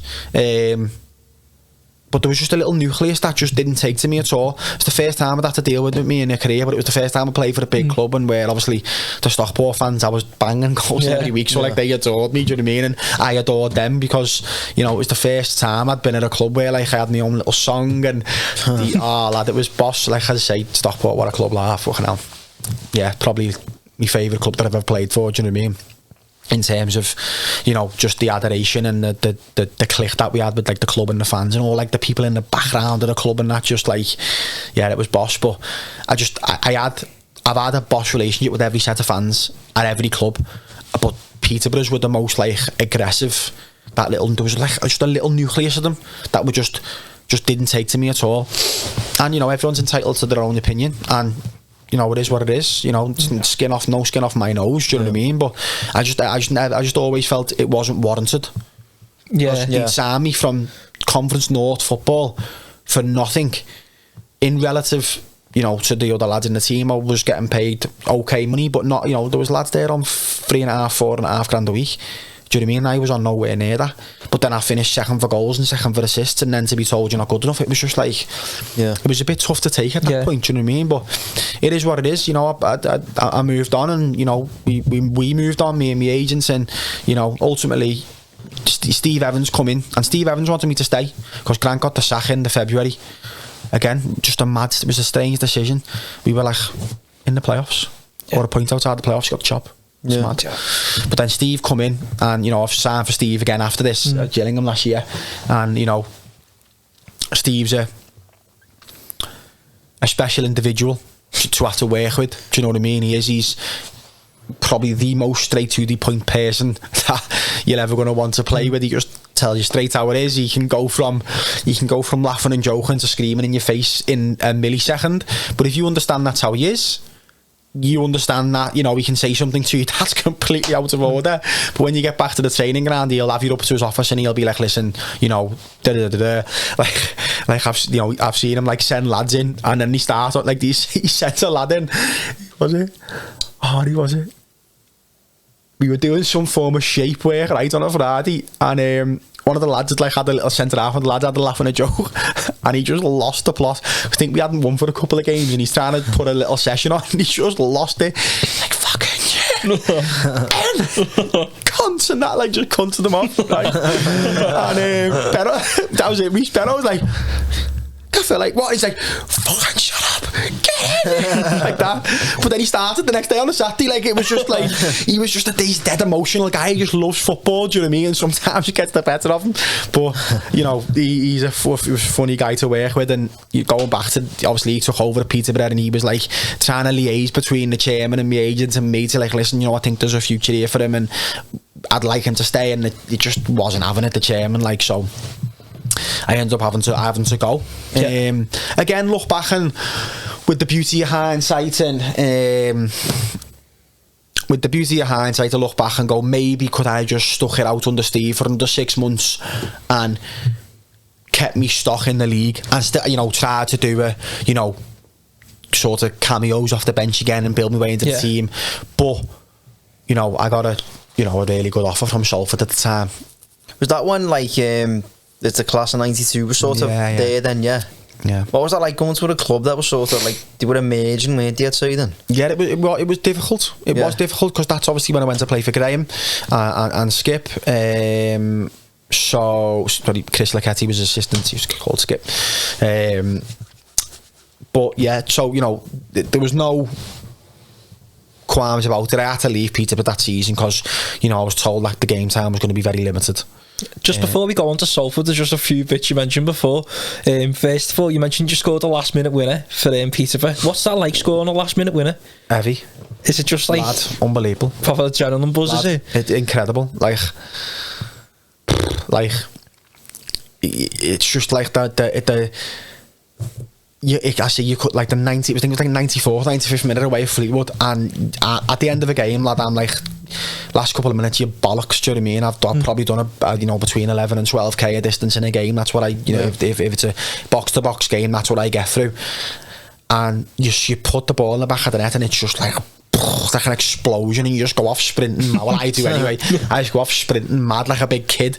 You know what I mean? I am just a big kid on a football pitch, and you know, people might not agree with some of the things that I say, or some of my opinions that I have on football or whatever, but when it comes down to me just playing football, you boil it all down, I'm just a big kid on a football pitch, just doing what I've always wanted to do in my whole life. And I feel very lucky that I have made it in terms of, you know, turning professional and having a professional career. But, you know, I honestly don't think, you know, the whole making it is as glamorous as what it's made out to be, especially in the lower leagues. Don't get me wrong, you can earn some fabulous money in League 1 and League 2 and even the Conference nowadays, but you've got to be the one.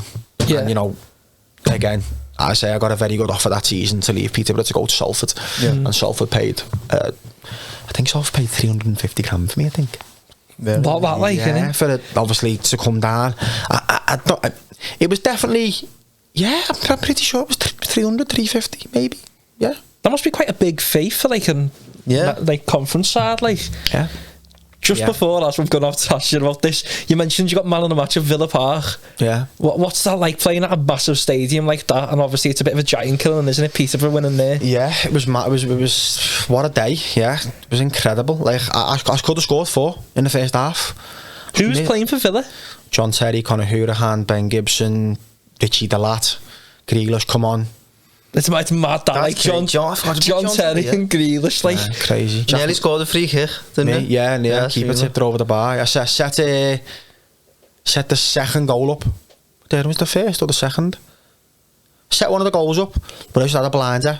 I remember, like I say, Matt's got 2 assists and Jack scored 2. But then I remember me granddad sending me the pic of the paper the next day, like the Football League paper, and I'd got the man of the match. Boss that though, innit? Sick, lad. Unbelievable. Something that'll stick with me forever. Yeah, that's when you look back on it. I look back on and go, yeah, like it was like 35,000 people there. Bloody hell. I'll tell you what, right, I remember one thing that just brought me back. So you stand in the tunnel of Villa Park, yeah. Obviously we were only in League One, so we just stood in our kit, and the Villa team walked down, and the tunnel's massive, and there's 2 big lions right there as you walk out here in front of the doors, and you've got the Gladiator theme tune on. I remember stood there like, oh my god, this is heavy, thinking like, hey, I was playing against like fucking Boston last year, and like young teams in like that league where like you go in and it's like Brackley away, and it's like you're getting changed in a fucking porter cabin or wherever you're playing. Like you stood in the tunnel at Villa Park, and like you look over and like there's John Terry and like all big heavy players you play in the champion, and you're like, this is mad. And as I say, like obviously my mindset's changed a little bit now, but that first season I remember going to like stadiums and places just being a little bit like, whoa, this is mad. Do you know what I mean? And then, you know, a few weeks later we played Leicester, and you've got Adrian Silva and Ian Acho and who else was there? Schmeichel, centre half captain, Wes Morgan, Robert Hoot, Danny Simpson, Fuchs. That was heavy. And it's like a lot of the league winning team, really. Exactly. They slapped us 5-1, like, but 3 of them were terrible goals. Like they were our mistakes, the 3 of them. But yeah, like what an experience. I got Adrian Silva's shirt after the game. That's boss that. I've got it in my wardrobe. Is he the one who was he couldn't complete his transfer by 14 seconds, so he had to wait till January? Blonde-haired Portuguese. It might be, lad. Yeah, but lad, he was heavy. Imagine. It's boss that. Didn't lay a finger on him. Honestly. Did you keep your share from the Villa game, or did you? Yeah. No, I got that. Yeah, boss. Yeah. Got me share from the Villa game, got me share from my debut in like a big frame with all the lads signed and a couple of pictures. Like they're the things that you will look back on, and that is like the things you cherish and stuff like that. But obviously, you know, as you get a bit older, and you know, especially, you know, an injury like this where it makes you really evaluate where you're at in your life and what's going to come next. You look back on what I could have done earlier on while I was trying to stay committed to doing it. Yeah, so definitely been thinking about what's next. This past, like, through this injury, do you know what I mean? And, you know, when COVID hit, and I did a couple of project management qualifications and stuff like that, just so I've got an option to go back into something else. I would 100% like to give coaching and management a go when I finish. Yeah. I was meant to do my UEFA B this summer, but I had one leg, so I couldn't hobble about. What happened with your injury? So we were playing. I've never had an injury in my life. I've never had a muscular injury. Nothing. It's always just been like knocks and, you know, your bruised toenails and your whatever. But we were playing away at Ipswich. Neil Harris had just come into Gillingham. Steve Evans had left. I'd scored a couple of goals. They always say, like, you never get injured when you're playing shit. You always get injured when you're playing well. And I'd had a really solid couple of games before then, like the 3 or 4 games before that, playing really well. I'd scored a couple of goals. And it was a tackle. So most ACL injuries, it's like you're on your own, no one's around you, you land and you twist or you plant, and it just pops when your knee goes into that pivot. But they had a corner, and I was up on the halfway line and cleared out, got headed back in, and our lads like sort of like cleared it out towards the halfway line into the channel, and we've ran across me and the defender, but I'm goal side of him. Do you know what I mean? And as we're going up to the ball, I've given him a little nudge to then give me space to knock the ball that way and then go towards goal. And as we've then come back together, I've like stepped across him and like I'll show you a photo in a bit when we finish. I've stepped across him, and like I'm on me tiptoe, and like he just scissors me, like he scissors this standing leg, and me leg just like I remember going to see me surgeon the week after, and he's like, it's like you've let a bomb off, like a stick of C4 off in the middle of your knee. It was heavy. Like I say, you know, man, it's classed as a complex multi-ligament knee injury. So I fully ruptured my ACL. I had a grade 3 tear in my MCL. I had a grade 1 tear in my PCL. I sprained my posterior lateral corner. I had a tear in my lateral meniscus, lesion in my lateral cartilage, and impact injury on the inside of my knee. Hell. Yeah. So, straight away, like the instant that happens, are you just like shit, this is bad? Screaming in pain. The pain was incredible. Like, how long when's the pain sort of stop then? Like, is it like still, can you still feel it like intensely, like still on the pitch, like the whole time you're getting treatment? So the ref didn't give a free kick. Fucking hell. Lad, I'll show you the video later. Yeah. The ref just turns away and just bails like that away from me, and like obviously the whole ground's just erupted. Then like all the fans there, so I can see like I can't, like I'm in agony, and I think the gaffers ran onto the pitch. I don't stay down, like, you know what, lad, I simulate a little bit of fouling and a bit of gamesmanship and that, but I don't stay down if I'm not hurt, and or you know, I've had an injury and I'm like a bit dizzy or whatever. I don't stay down, and I was in, oh mate, like I had to get like carted off, gassing air a lot, like Entonox. It was horrendous. I remember like standing, because I'd done my MCL as well, and MCL is like your stability, right? I remember like getting up on my crutches when I got home, and my leg from my knee down just going like that, like floppy, but I weren't moving it. I was like, yeah, this is a bad one, lad. My leg, I say I'll show you when we finish, but when I went for the MRI on the Monday, my leg was like this, like the Elephant Man, lad. But it was, so the only way I can describe it to you, right, is like, you know, a Rubik's Cube. Yeah. You crunch down a Rubik's Cube and then twist, and you can feel that crunch. Yeah. That's what it was like. How long you've been, like, did you know how long you'd be out for? No, lad, because I say, with an AC, it was dead weird. So because of the amount of swelling that I had initially, the surgeon, Dr. Ball, was like, I can't go in and operate on you till you've got all the swelling out. So that's going to take a few weeks. Get the swelling out took about 3-4 weeks. He was like, I want to see you again at week 6. I don't really want to operate on you for 8 weeks, because of obviously we want to let the MCL, the PCL and the posterior lateral corner sprain heal on its own. Them 3 healed on their own, and considering how bad my tear was on my MCL, I was dead surprised that he didn't have to, when he went in for the op, he completely left that alone. So when you strip it all back, I've had an ACL reconstruction with a patella tendon bone graft, and then I've had a lateral tenodesis as well, which is they've changed the attachment point in my IT band by 1 centimetre and just tucked it under my lateral ligament for stability. It's like quite a new thing that they do, but that just stops my knee now pivot shifting, so it's nice and solid. So that if someone did their ACL, they would still have the same operation as me. Once you get over a certain age, you have the tenodesis as well. Yeah. So if you forget all the rest of the injury, like, I got injured in February, I waited 7 weeks for me up, but in that 7 weeks, after about 2 weeks, I was back walking, I was squatting like 70-80 kg, I was back on the leg press, I was like strengthening my legs, and then went in, I remember, oh yeah, don't worry, it's going to be sound, like I'm over the worst of it now, to me fiance. Oh my god, lad. That operation, mate, was horrendous. I was on 1,000 milligram tramadol a day, and I was in agony. Have you ever had them tramadol? No. Heavy. Lads just lying there like that, loopy. Lad, and I was still in agony. So I had the operation on a Thursday. I didn't have not a minute sleep till the Friday night, because I just couldn't sleep. I was in that much pain. Sat in a machine in the surgical centre in London, my leg in this machine, moving my leg for me like this, in this like robot machine, just to keep the leg moving for like 6 hours. Just like, you can't lift your leg out of it. That just sounds horrible. That's a lot to come back for anyone, never mind like a professional sports person. Do you know what I mean? But it's easier for a professional sports person. Well, usually is easier for a professional sports person, because you're in a club or whatever. But I've not had a club, so you got to think, I had my operation at the 31st of March. 4 weeks later was the end of the season, and Gillingham released me.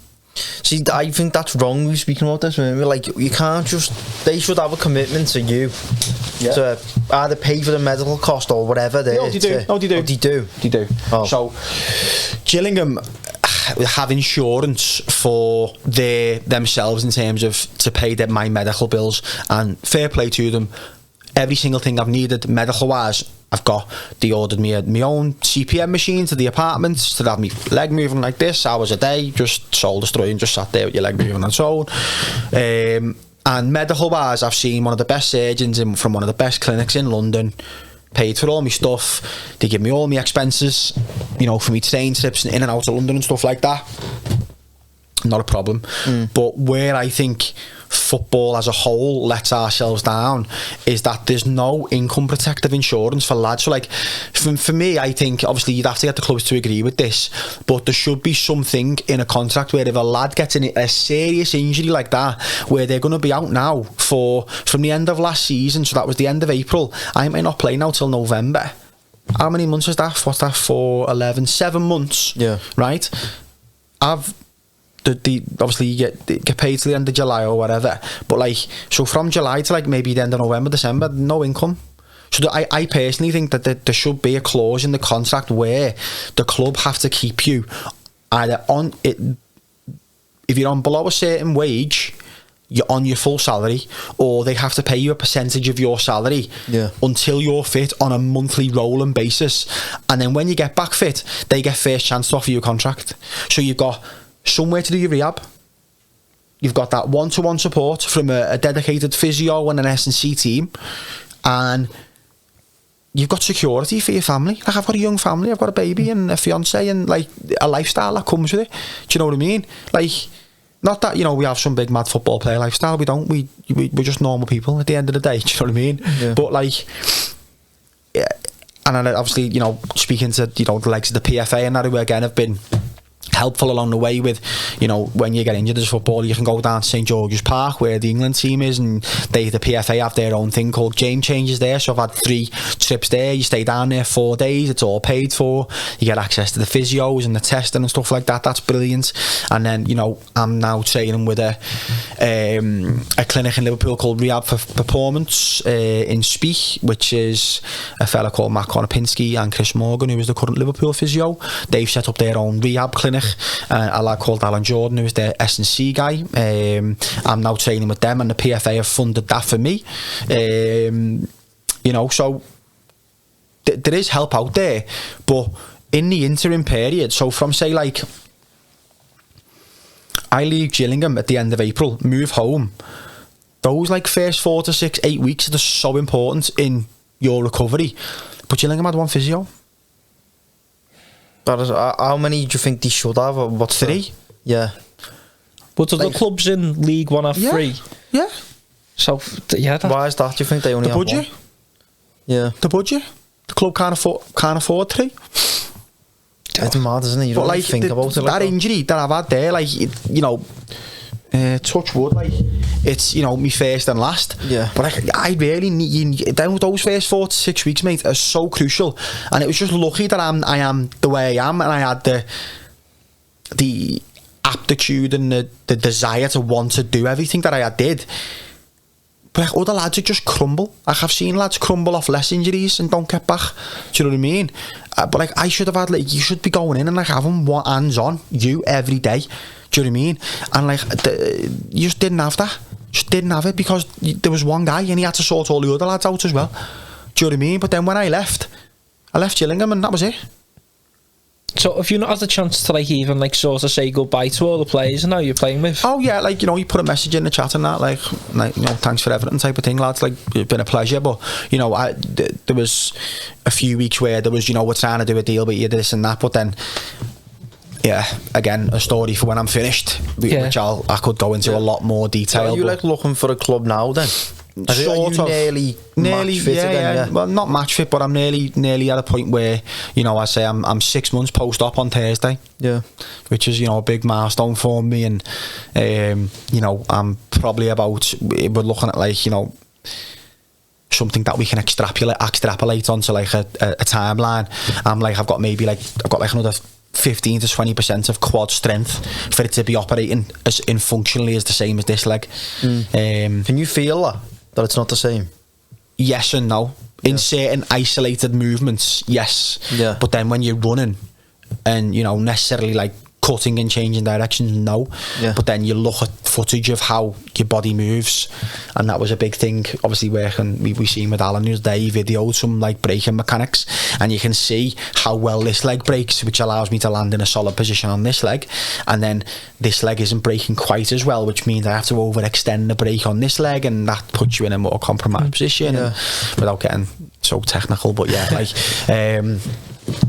yeah, that, so, you know, but I am very lucky, you know, a fella who was head of medical at Salford, a fella called David Rhodes. I watched him rehab a few lads through a few bad injuries at Salford, and when I come home from Gillingham, I think I rang him at about week 7 or 8, and I was just like, Rhodesy, I need you. Like, I need your help. I need to come and see you. Like, I've got nothing. I don't know what I'm doing. You know, I'm going to the gym every day, and I'm like doing as much as I can. It's like dead sporadic. I'll do this one day, then I might do this one day, and then my knee will be horrible, and the stiffness was ruthless. It's only just stopped now, getting like, you know, stiff in the mornings, or like in the car. So like, say 2 or 3 months ago, I'd drive here in the car now, I'd have to like like sitting here now, I'd like, me leg would just be so stiff trying to straighten it again. But now obviously you get it's a timeline of like biology and stuff. But yeah, Rhodesy, I'd have been lost without him, mate, honestly. Like, he has been so good to me with the plans and just being there to bounce things off, and how our foot should feel at this point, how I should feel at that point. And then he's got me up to the UCLan in university a few times to do bits of testing and that. Like, I'm dead lucky that I had him to call. And, you know, I know some lads might not have that, but, you know, I would always say, you know, lads who you get injured and they're out of contract, speak to the PFA. You know, they can help you. I still think there should be more done. Yeah, I really do. Whether that's by the clubs or whether that's by the PFA, I still think there should be more done for lads, especially in the lower leagues where they're not earning 5 to 10s, 15s, 25 grand a week. Where, and you know, some lads can manage that money really wrong, but when you're on £1,000 a week, even 1,500 quid a week, you know, I know it's a lot of money in the grand scheme of things, and I really do, and I don't want to come across. I've been caught foul for doing that in a minute. Quite a funny story, but we'll come on to that. So just remind me to speak about that in a minute. I understand in the grand scheme of things that's a lot of money, but when you're earning that money, you're with other lads who might be earning more, might be earning less. They're doing things. You're in that social circle with all your other teammates. It just goes quick. Yeah, do you know what I mean? And you know, you want to try and get ahead in life. And I say I've had one good contract, right, and that was my Salford one, and I made sure that when I come out of that contract, I had, you know, I put myself and my family in a good solid foundation in terms of the house we live in, the foundation that we had, and that was my one good contract. You know, we got the house, and when I bought my house, mate, it had no plumbing, it had no heat, no boiler, the jippos had ransacked the copper, it had no radiators, it was a complete, it had been gutted, and I won it. I got it at an auction, and then, you know, done it up myself, but that swallowed the whole contract every month, just doing it up, get it ready to where it would be. And obviously, you know, we did nice things, and we have nice things. We had a baby, we got engaged, that, you know, was able to get me missus, you know, we did everything we needed to do, and I'm thankful for that. But when you come to a position like this now, where, especially now pre-COVID, there's loads of 1-year contract getting flown about. And this is where the football's the double-edged sword at the moment.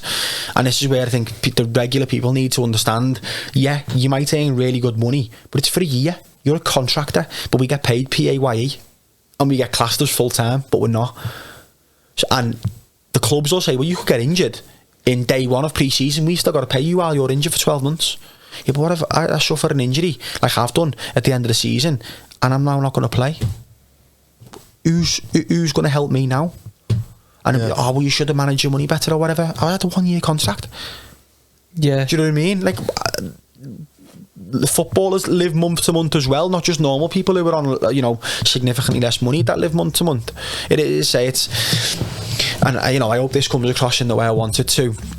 I understand that we live a very privileged lifestyle, I really do, but I just think that within our own football family and our football community, there can be more done to help lads, because this situation happens to a lot of lads throughout the football pyramid, young and old, and I just think as a wider football family, there should be more to be done, even if, like, you know, the PFA created like another insurance pot or something, where, like, you know, as you know, your pension gets took out every month for your PFA pension or whatever, whereas like a percentage of your weekly wage gets took, and that's your insurance premium to cover X amount of percentage of your wages should you find yourself in this position.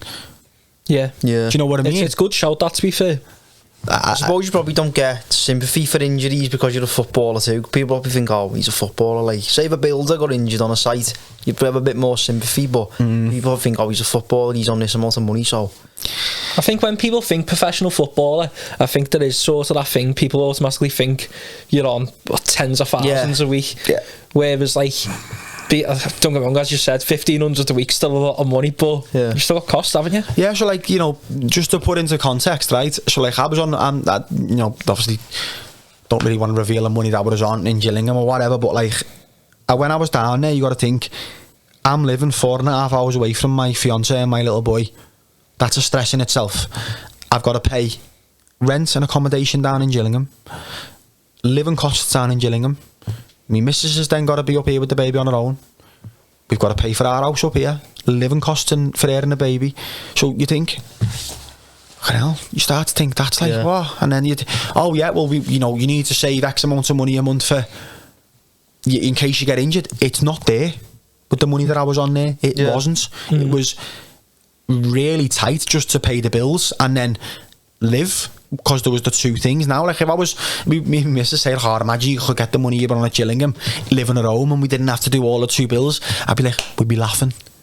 Do you know what I mean? And, you know, I think if I was ever lucky enough to get a contract similar to Salford again, living at home, I didn't have to bloody do the whole house buy and, you know, renovation and stuff, you know, I might have had a lot more money in the bank than what I did have when, you know, I come to move to Gillingham and Tranmere and stuff like that. But, you know, these things happen, and, you know, I'm only being as honest as I can be with it, and to give people and to make people understand that this whole fantasy that football is this big, like, you know, put it on a pedestal.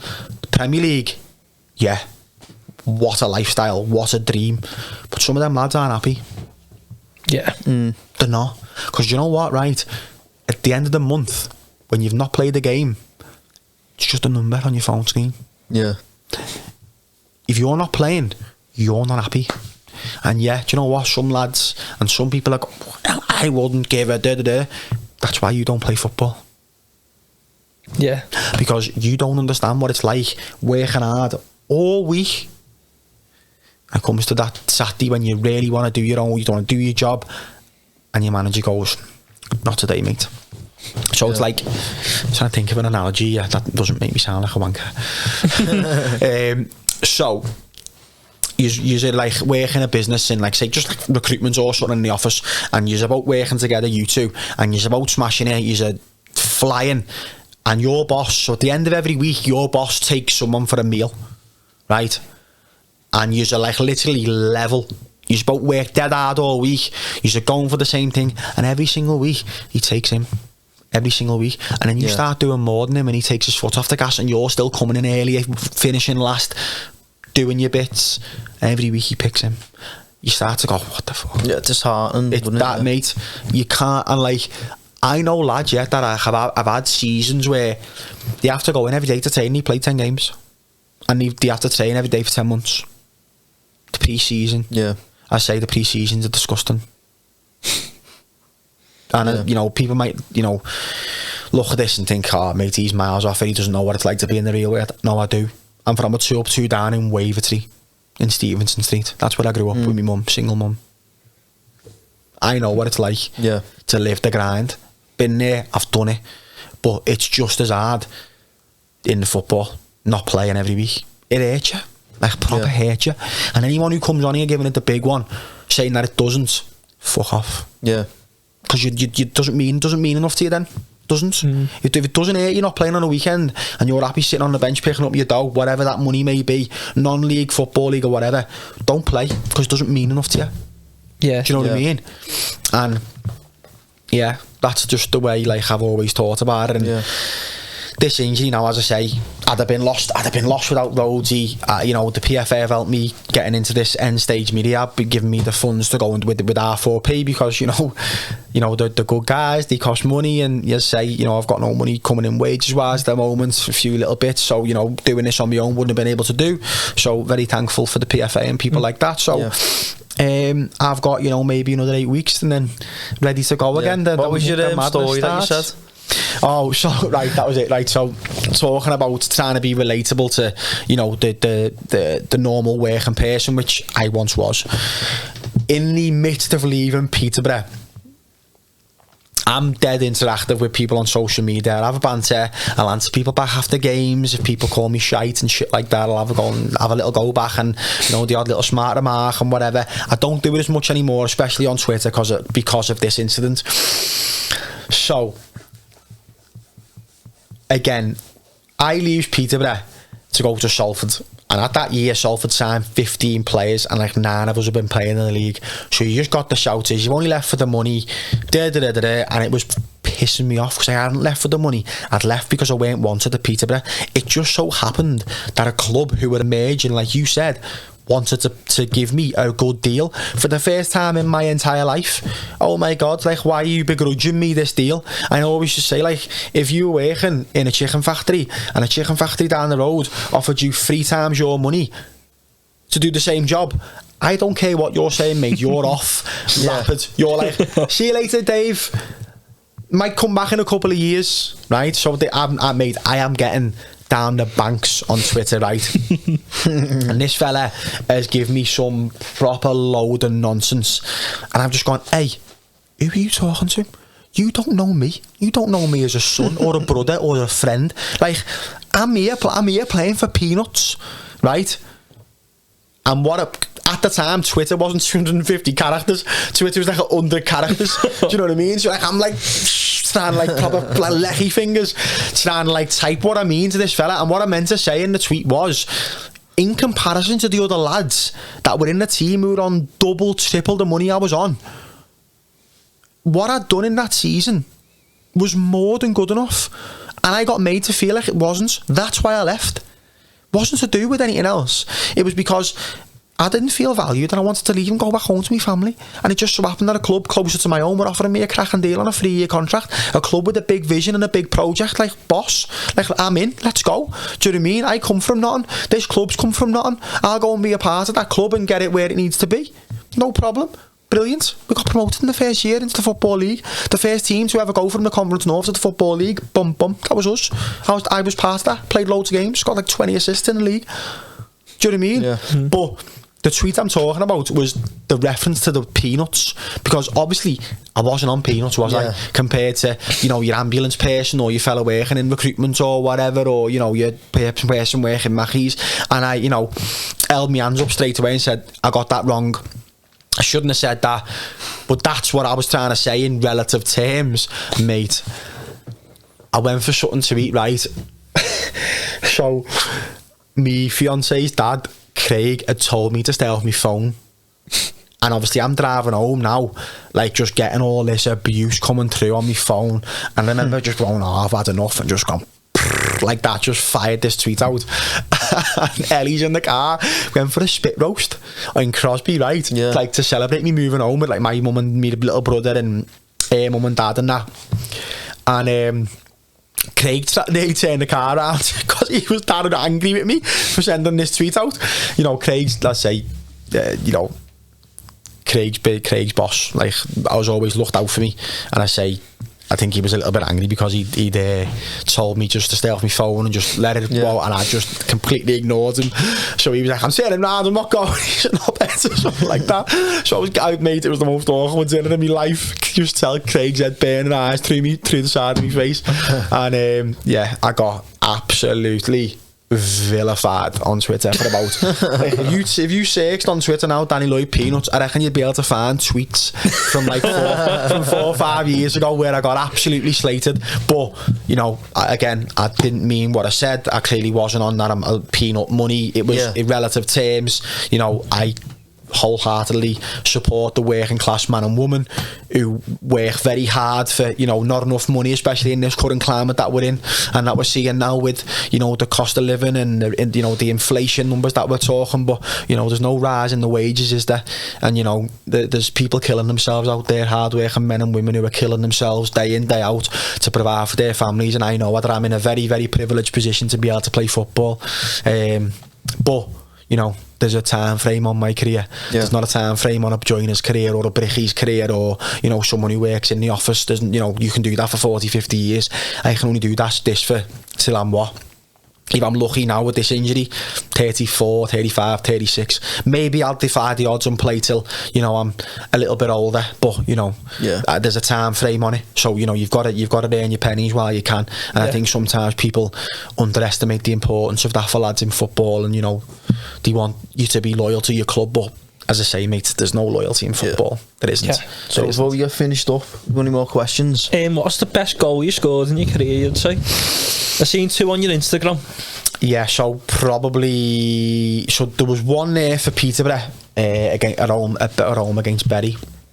That was a good one, when I've cut in from the right and just put it into that near top corner. But the one I scored for Stockport, like 95th minute, getting beat 1-0.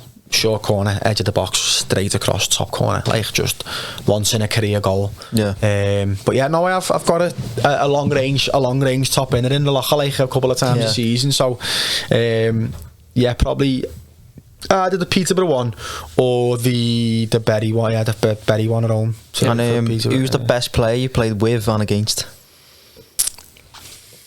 Tough, that, you know. Most decorated player I've probably played against in a competitive game is probably John Terry. Most in terms of decorated. But I remember when I was younger, I played for Southport against Blackburn in a pre-season game, and Michel Salgado, who played for Real Madrid. He played right back in the game. I played left wing against him. Was he like good? Clothesline me. It's hard to knock the ball past him. You just went like that. Exactly like that. But on the mic, just went woof. In a friendly fixture, Salgado was probably the one. But yeah, John Terry was probably the most decorated player I've played against. Obviously, Grealish come on in that game. I'm trying to think of anyone else. I played with Lee Hendry at Tamworth. Used to play for Villa. Used to play for Villa, England. And Hendo was a cracking player. You could tell he's played with Stephen Taylor at Peterborough. Taylor's played for Newcastle. Like probably famous for, you know, doing the hard tip me in the hand thing.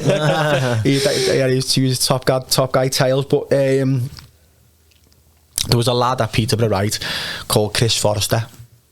What that lad could not do with a football was crackers, just technically gifted. I remember we were at training session and the keeper's parried one out just along the goal line, right? And he used to do this thing where he'd kick the ball off the back of his heel with one foot like that. So he'd pull his leg back and kick the ball off the back of his heel here.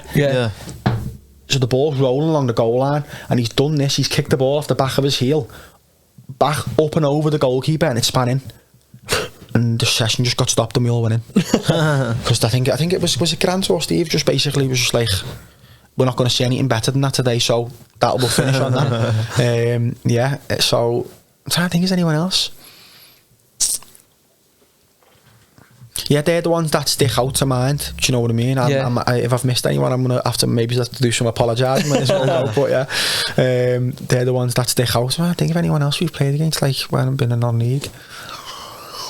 Also, what's it like playing at Wembley? So did you play there for Tranmere? Played there for Tranmere. Aidan McGeady, Aidan McGeady for Sunderland. What a player! Did he do that McGeady spin? Sorry, his little skill that he had made. I've not seen that. Have you seen that? I'm on it. I've not seen that, but he's a player, mate. And bloody hell, Barry Bannon as well.